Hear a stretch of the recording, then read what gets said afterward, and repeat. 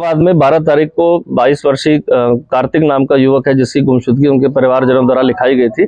लेकिन वो एक दिन पूर्व ही अपने घर से अपने दोस्तों के साथ कहीं जाने की बात कहकर गया हुआ था। तो जब वो रात तक वापस नहीं आया, उसकी तलाश जब सुबह तक नहीं पहुंचा, तो उसकी तलाश के बाद जो उसके परिवार वालों ने गुमशुदगी लिखाई थी, जिस पर गुमशुदगा की तलाश की जा रही थी। इसी दौरान दोपहर में करीब मृतक के ही फोन से जो है उनकी मदर को कॉल जाती है और उस पर जो है 75 लाख रुपए की डिमांड की जाती है, जिसकी सूचना उनके द्वारा जैसे ही थाने पर दी गई तो मुकदमे को इसमें अपहरण में तरमीम को चेंज कर दिया गया और साथ ही साथ विभिन्न टीमें बनाकर इसमें तलाश की गई। बहुत सारे सीसीटीवी फुटेज और संदिग्धता के आधार पर जो ट्रांजैक्शंस हुए थे, कुछ मोबाइल से ट्रांजैक्शंस हुए थे, उसके आधार पर टीमों ने एनालिसिस किया और इसमें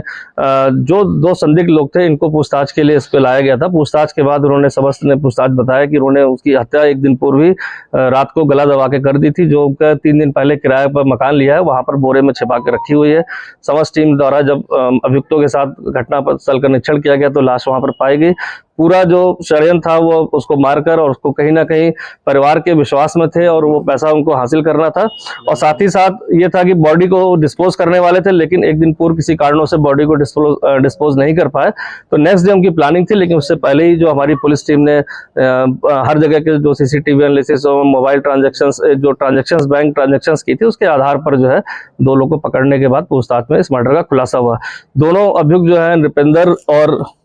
शहादत जो है ये बिजनौर के मूल रूप से निवासी हैं, लेकिन वर्तमान में मृतक जो है उसके साथ ही उसकी जो लैब है उसमें काम कर रहे थे। एक 8 महीने से और एक 3 महीने से वहाँ काम कर रहा था, इसलिए उसको विश्वास जो था परिवार का और जो मृतक का था, उसी का फायदा उठाते हुए उन्होंने इस अपराध को कारित किया।